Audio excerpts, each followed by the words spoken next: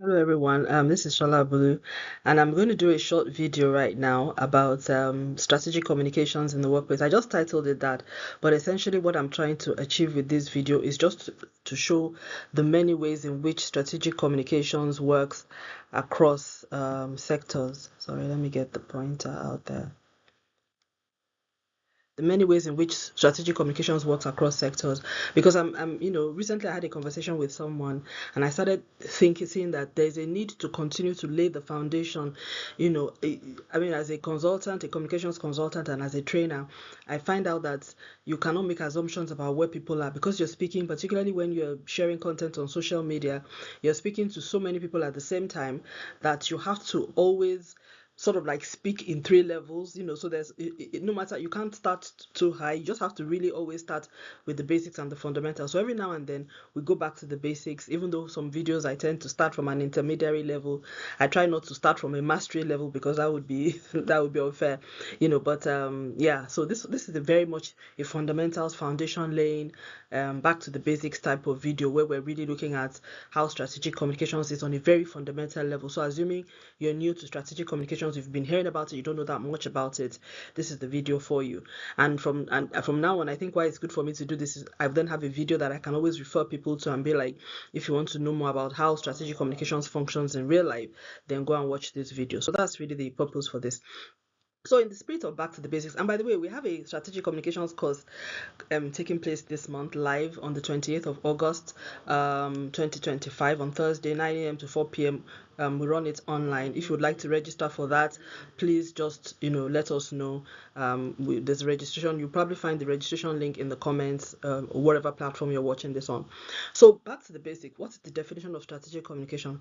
This is a definition by Hallahan and others. It's their scholars, and it's the working definition that we use at SA&A for the definition of strategic communication. It's the definition that has governed my career. It's what I've seen to be true. So it's not theoretical. This is just describing what it actually is, the practice that I myself was born into. In fact, well, not born into, that I was the practice that I was introduced to much later in my career. So,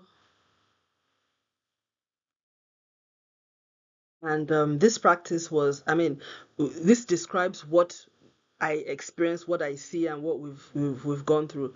So, strategic communication is defined as the purposeful use of communication by an organization to fulfill its mission, identify key concepts, to fulfill its mission, and that it identifies key concepts, includes audience analysis, goal setting, message strategy, that kind of thing, and that the term strategic has often been used in the context of management and decision making power. So this is how they describe it, and it's just this first line: the purposeful use of communication by an organization to fulfill its mission. And that's exactly what strategic communications means. And you can see here that it's not specific to any sector. It's not saying only in private sector. It's not saying only in public, in corporate businesses or that kind of thing. It's not saying it's very generic. And what that means is that strategic communications applies across sectors, and that's what I'm going to try to illustrate in this next few slides, so that you understand that strategic communication is not relevant only to one type of business. Not only if you're working for a major brand or whatever, any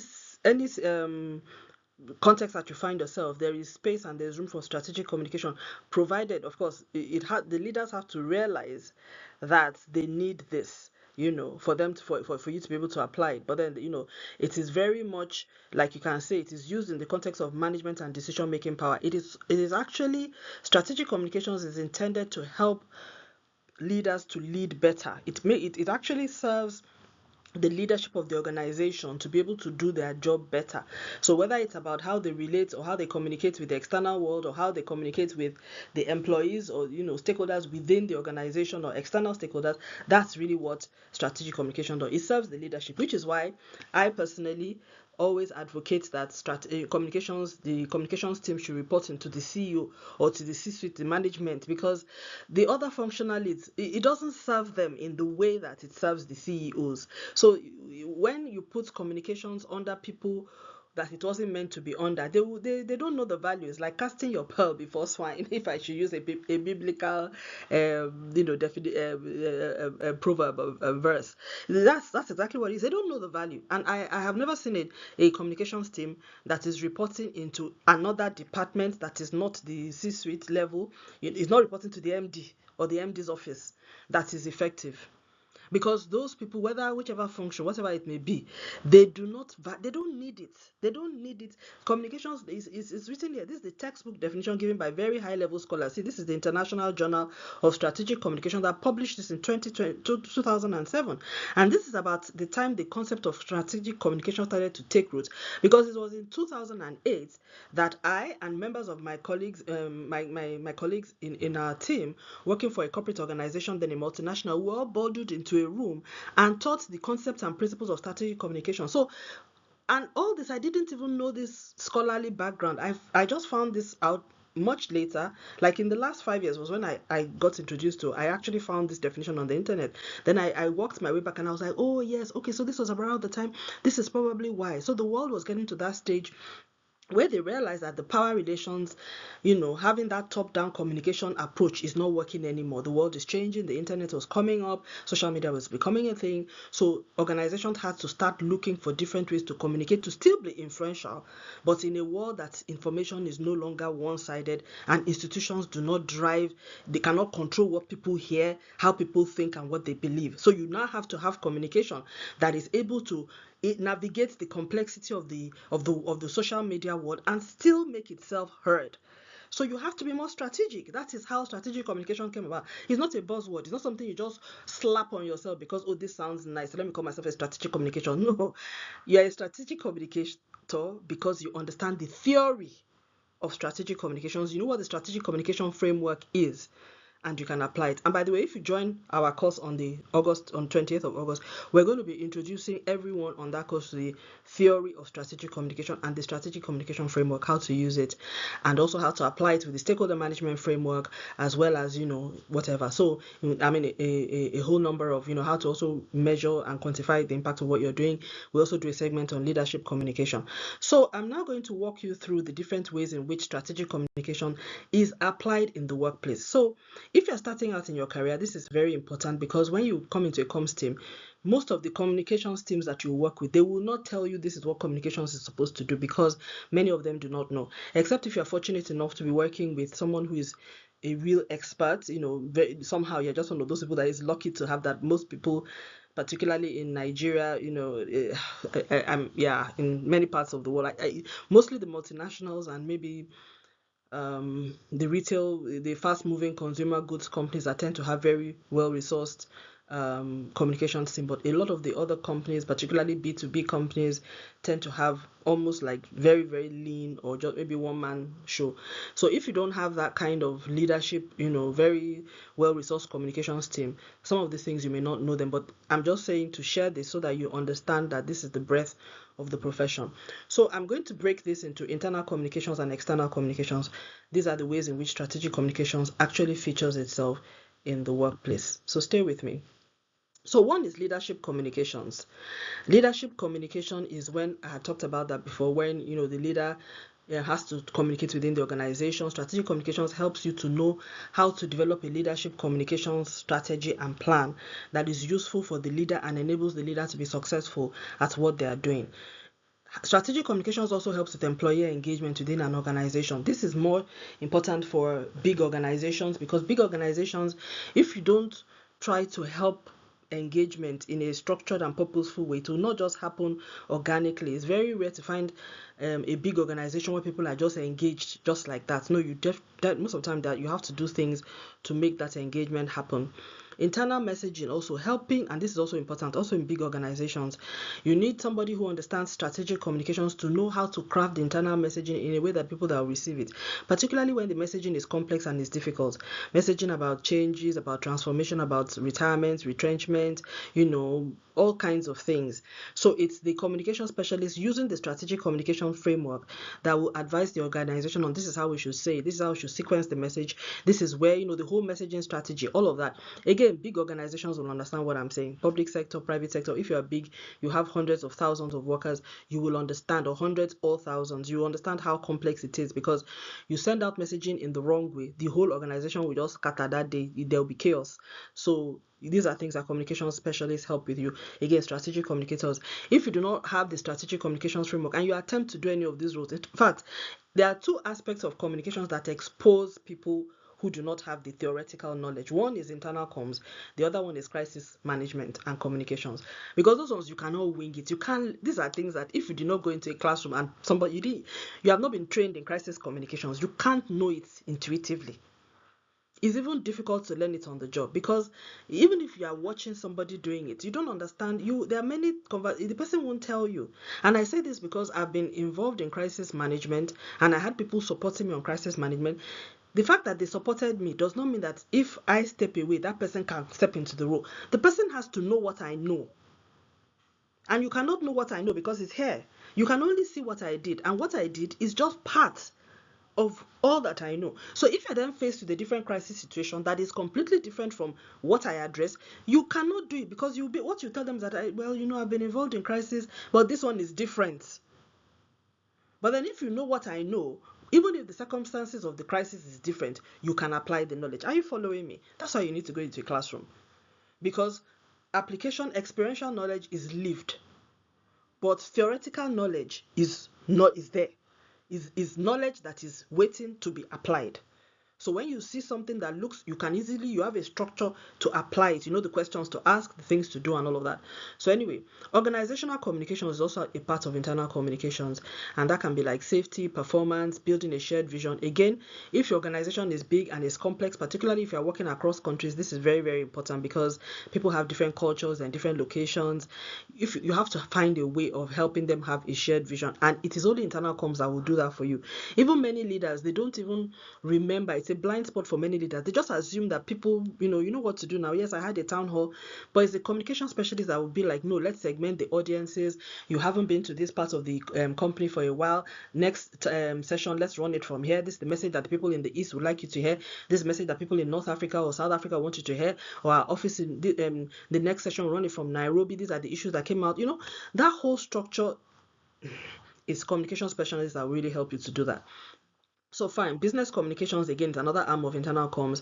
That one is more focused on operations, production, collaboration, and all of that.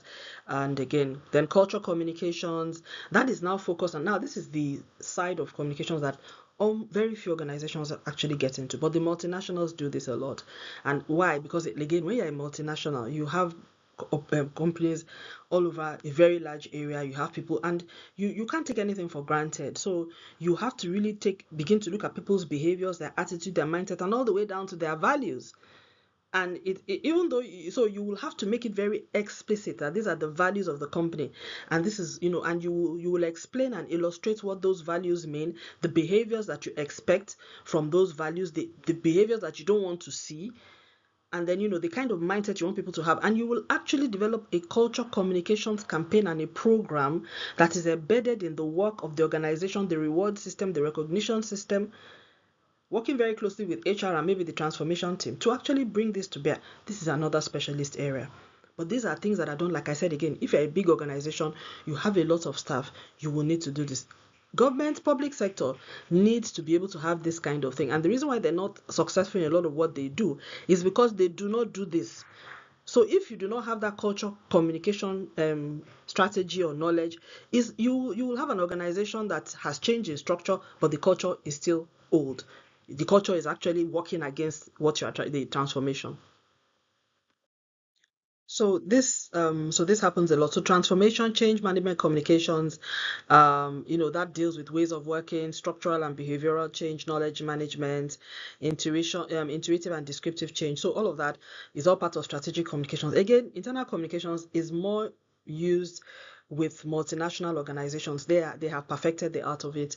It's actually needed in any big organization. If you're more than 100, you need it. But my observation is that the multinationals understand this more, and public sector needs it as well. But not many public sector institutions, at least in my part of the world, understand this. They still think that the communications team should only just be doing external communications, whereas not knowing that there are two aspects of strategic communications. There's the outreach version, and then there's the inreach. The inreach is what actually uses communications to help the organization to work better. Okay, so let's move on from there. So external communications now. What I have on the left side of this slide is what is applicable across sectors. And this is not extensive, it's just what I could think of, the most important thing. So media relations, strategic communications gets involved with managing the media, like, just helping you either to promote your brand or whatever, or there's some issue in the media, or, things you need to respond to in the media, and things like that. This also external messaging. Oh, I see. Okay, yeah, social media is there. So external messaging, which is also linked with media relations, but it could include anything, websites, whatever, press releases, statements, brand narrative, which is very important. In fact, strategic communications is supposed to help you to craft a brand, a narrative around your brand, a storyline, your corporate messaging, which should be something that you have somewhere. Your communication specialist is supposed to help you with that. I see a lot of comms people who start off, in a job, and all of these things are not there, and they're left wondering. So the reason why I'm showing this video is that as you're looking at all of these things, if you see that you don't have them, look at the one that you should begin to start working at and start trying to find a way. Many organizations don't have a corporate narrative other than this is our vision, this is our mission. There's no story. Where are you? What's your history? Where are you coming from? What is your reason for being? Like for us in SA&E, I always say people, we're a knowledge brand. We are dedicated to enabling businesses and brands to achieve their desired objectives through strategic communication, reputation risk management, strategic communication, organizational effectiveness, and reputation risk management. So everything that we do falls into one or all of those three buckets. So we have a lot of, in fact, our brand narrative is very extensive because we have a lot of, we share a lot about our values, about what we believe in, what, our views on strategic communications, our views on organizational effectiveness, our views on how to manage reputation. So we have a whole brand narrative that is out there and a lot of thought leadership content. So our external messaging is very strong. Of course, we're a communications consulting firm, so you expect that. So I'm not saying that every company has to go to that level, but you have to have a narrative that is out there that works for you, that is sufficient for the kind of business that you're doing, that writes the scope of who you are, and people can engage with that messaging and understand who you are. So strategic communications helps with that. It's because it's an intentional approach to actually craft that messaging. So your online presence, social media management, community management, all of that is also an arm, particularly the strategic aspect of it, not just going out there and just posting for posting's sake, but the very strategic corporate, institutional, the strategic, corporate, and institutional approach to that very much is in the strategic communication space. Brand and reputation management, and you can see I'm trying to rush through this because I could really talk a lot about each of this. The brand strategy is something that strategic communication specialists help you with: how to develop your brand, how to improve an existing brand, how to audit the brand, how to refresh a brand, and also how to manage the reputation of the brand. These are all things that need to be done in a strategic way. And there's communication. You amplify the messaging around your brand through communication, through strategic communication.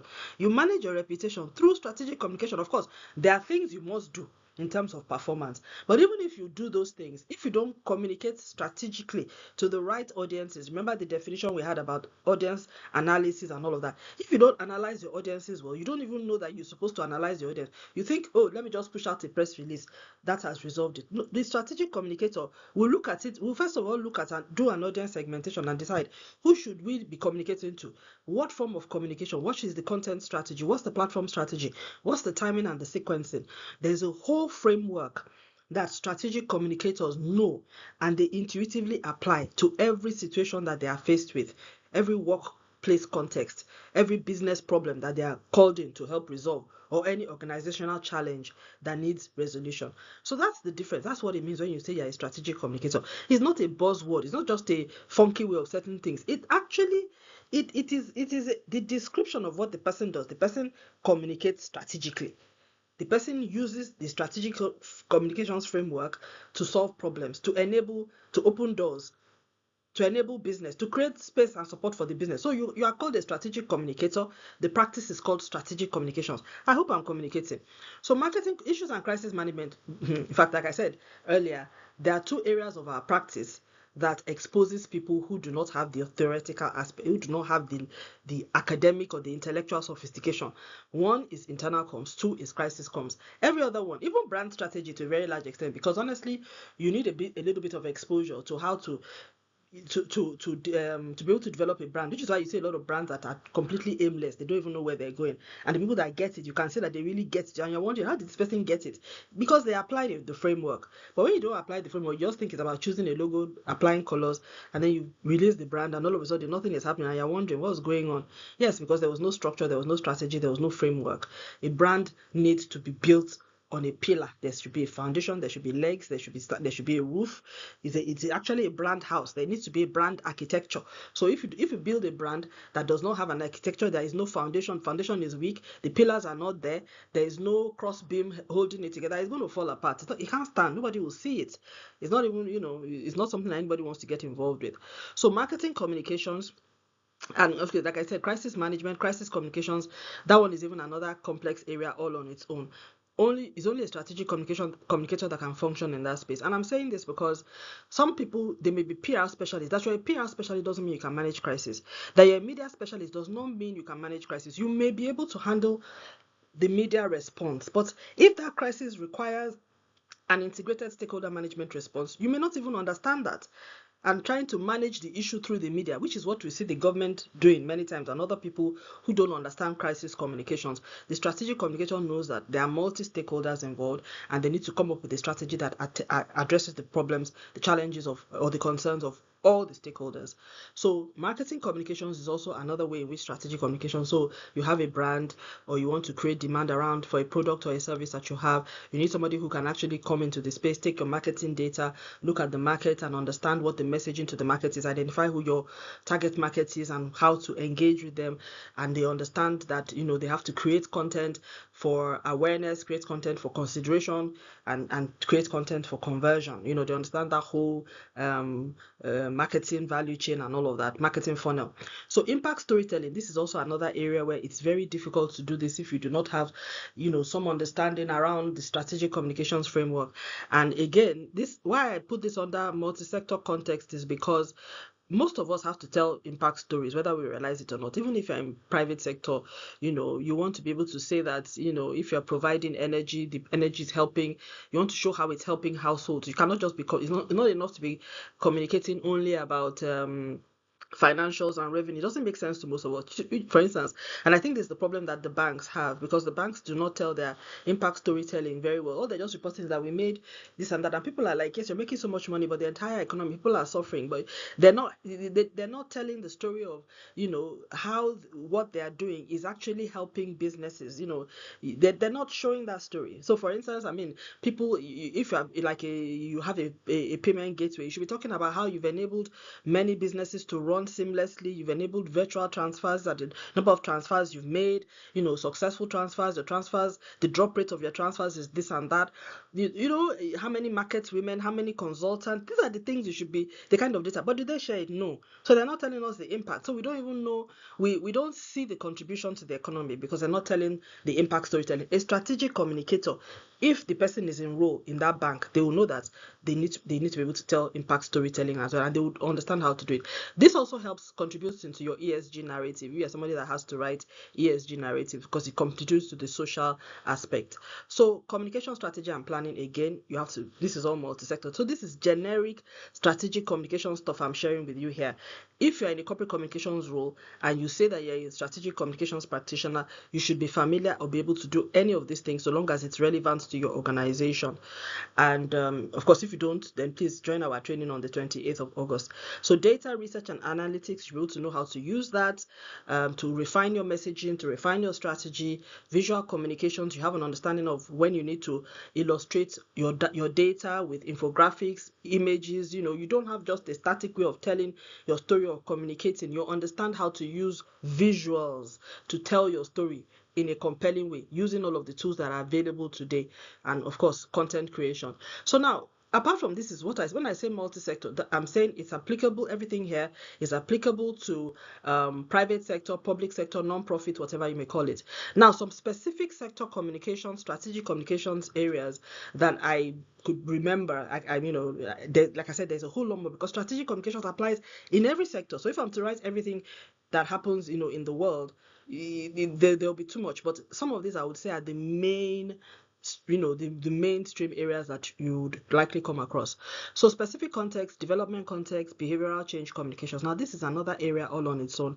And if you're in the development sector and you need to do some outreaches or initiatives that require people to change their behavior, like maybe water and sanitation, health, you want people to like take vaccines or to be more careful about their sanitation and things like that, you need to be able to do behavioral change communication. So behavioral change communications is modeled against the behavioral change model, which understands that you have to put enablers in place. You need to understand what the barriers to compliance are. You need to understand the social construct of the people before you are even, so that you know how to reach them and how to help them to make the change that you want them to make. So there's an element of behavioral change also in culture change programs, but it's not as intense, because in the workplace, they're just asking you to change your behaviors in the workplace. But for development context, we're asking you to change your behavior in your life, in your home, in your household. It's more personal, so we're asking for a 24/7 change, whereas the workplace changes, they're just asking for changes within the workplace while you're at work or while you're handling official things. So it's not as fundamental. So this is much more developed in development space. Again, you have to be a strategic communicator you can't even do this.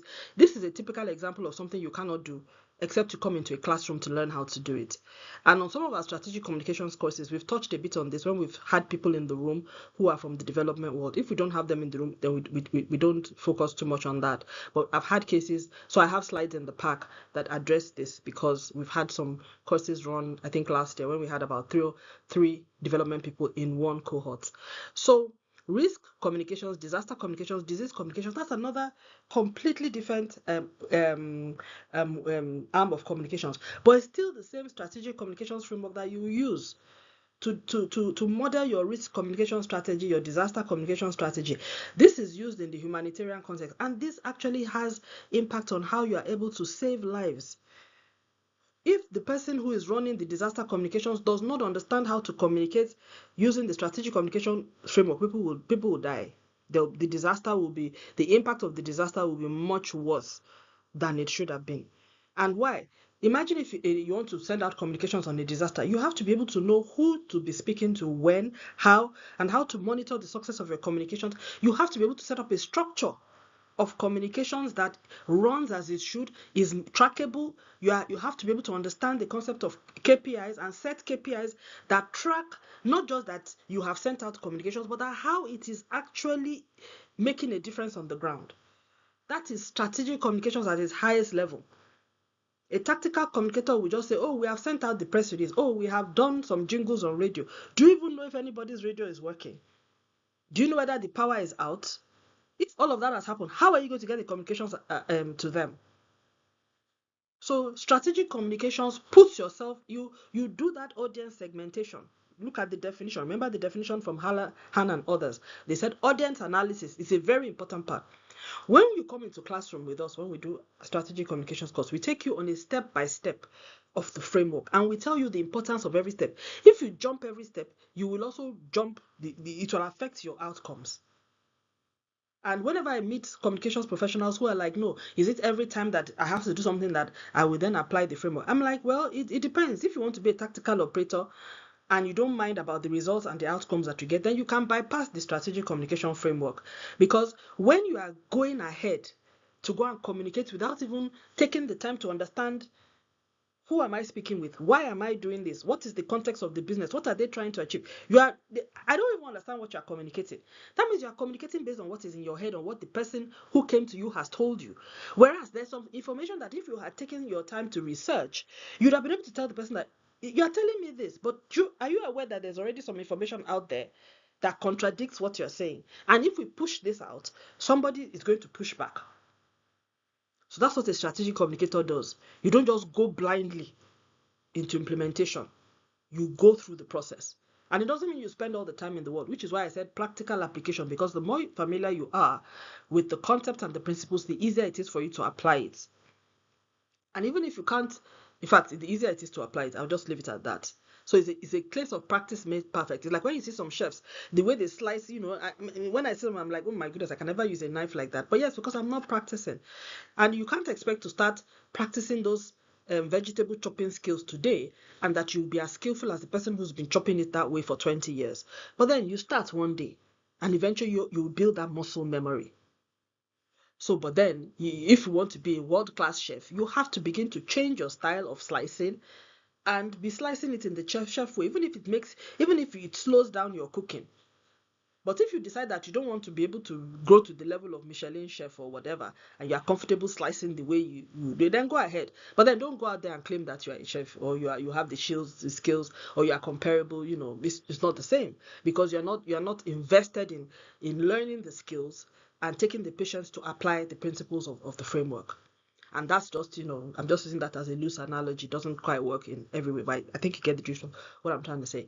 So in the public sector context, they now have their own public sector policy and political communications, depending on where you lean on the axis. We also have a course on that, but we've run it for this year online, but we have it on our ELMS learning platform, accessible play on demand. And the reason why I put this in a separate space from this is because clearly political communications does not apply for private sector. Policy communications does not apply for public sector. In fact, this is more applicable for public sector, and I would say development space as well, because development space also gets involved in policy communications, and public sector to some extent if they are partnering with them, and political communications as well. So it's still the same strategic communications framework that you use, but the context is very different. So on that political aspect weighs in very strongly. So if you're in that space, you really need to understand the political context and how you navigate that, even in the pursuit of your communication strategy. Whereas if you're operating in this sector, is the commercial context that is important. Commercial industry, sales and marketing, the business context is what should be weighing on your mind. But in this space is the political context. So that's really important to bear in mind. But it's the same framework. In fact, the framework forces you to think about that context, because the first step is about what is the context: business context, organizational context, institutional context, whatever the case may be.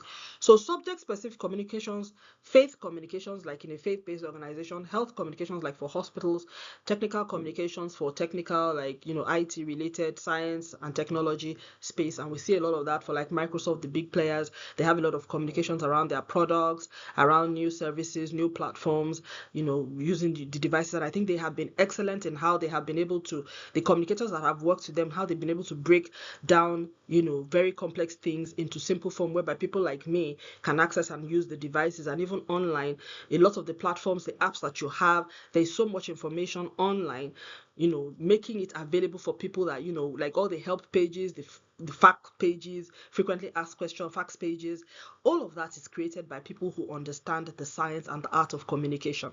The fact that, for instance, like I use MailChimp, we use MailChimp for our our CRM management, and many times I get stuck when I'm trying to do one thing or the other, maybe embed a form, create a new form, find out what's going on with some of the forms that I've created before. Every single time I put a prompt in Google and I want to find out, I ask a question, I always get a response that I can use. MailChimp and other apps like them, they have like tens of thousands of pages explaining what their platform and different features of it are. You can see that they understand the science and the art of communication, because every time, even the arrangement of the messaging, and every time you click on it, they have put the keywords in such a way that your prompt will link directly to that section of the message that you're asking for, the question that you're asking, and the context, the messaging inside will answer the question. In fact, at the end of those questions, they ask you, was this information helpful? So they're also seeking your feedback to see whether they should tweak that communication. So you and I know when people, what it means for somebody to explain something to you in written form. There are people that even when they explain it to you face to face, you don't understand what they are saying. Why? Because they do not understand the science and the art of communication. So for you to be able to write product information into leaflets, online or pages, and people from different parts of the world, even people who English is not their native language or whatever language you're communicating with is not their native language, they're able to understand it and apply it without having to call your help desk. You are a communicator, and you are actually a strategic communicator. So these skills are taught. There's nobody that is born with it. So the message that I would have for communications professionals, both potential, actual, is that we need to put ourselves in the place where we understand the theory and the practice of communication and know that there's a big spectrum of practice, even beyond the spaces that we work in. For instance, if I looked at this, I haven't been involved in risk communications, I haven't been involved in disaster communications, I haven't been involved in disease communications, but I've observed. I observe how they've done it. I follow very closely NCDC's approach during the pandemic in Nigeria. I have learned if I have to ever work in that space, I can advise based on what I've seen there because I've observed. But do you understand? I haven't worked in that space. Behavioral change communications in the development sector, not really. Although in the political space, I have experience in the political communication space, public sector communication space to some extent, policy communications more from an observer perspective. So that's what I'm saying. So you have to be sincere with yourself. But all these spaces here in the multi-sector space, I have experience in all of this. In fact, to mastery level to a very large extent, which is why I find it very easy to move across sectors as a consultant. We are able to consult and support people in private sector, public sector, faith-based, on a personal level. SA does that, or institutional. It's easy for us because the multi-sector aspect of strategic communication, we are familiar with it. And because in some businesses the need may be more in, it won't be all of these spaces. So for some it may be media, for some it may be website, some it may be internal communications, which we had shown earlier, some it may be marketing, some it may be impact storytelling, it may be communication strategy. Most of the time we get involved in this space. Either most of the areas where most of the time we're called into, it's on number 5, number 6, or number 9. In some cases we've done number 10, we've been called in recently to number 10. So that's it. So we're not restricted in our practice of the communication because we understand the strategic communications framework. So if you want to be a strategic communicator, and you want to be able to function across multi-sector contexts, I will strongly recommend that you register and you enroll for a strategic communications course. If you're able to get one in your organization or anywhere else, please do. If not, please come to SA&A. We will give you everything that you need to understand what it means to be a strategic communicator and to begin to apply it and advance your career. And then most importantly, you will understand what the elements of the communications practice are, and then you already know what you should begin to grow in. You can't get any of this expertise, and this mastery does not come through a one-day training. But what a one-day training does for you is that it helps you to understand what you know and what you don't know. It also helps you to understand, to think broadly, and then know where and how you can begin to research and learn more. So I hope this has been helpful for you. It has been much longer than I had hoped it to be, but thank you very much for staying till the end. If you haven't, please like and share, and with anyone that you think would like to also listen to this as well. And we look forward to seeing you on August 28th. Join us in class for the strategic communications course. We'll be able to talk more. If you have more questions, I can take it in the comments, but in class we would have the opportunity to really deep dive into your personal situation and circumstances and the things that you need to know. So if you think you would benefit from that, please join us in class on the 28th of August 2025. Thank you. Look forward to seeing you.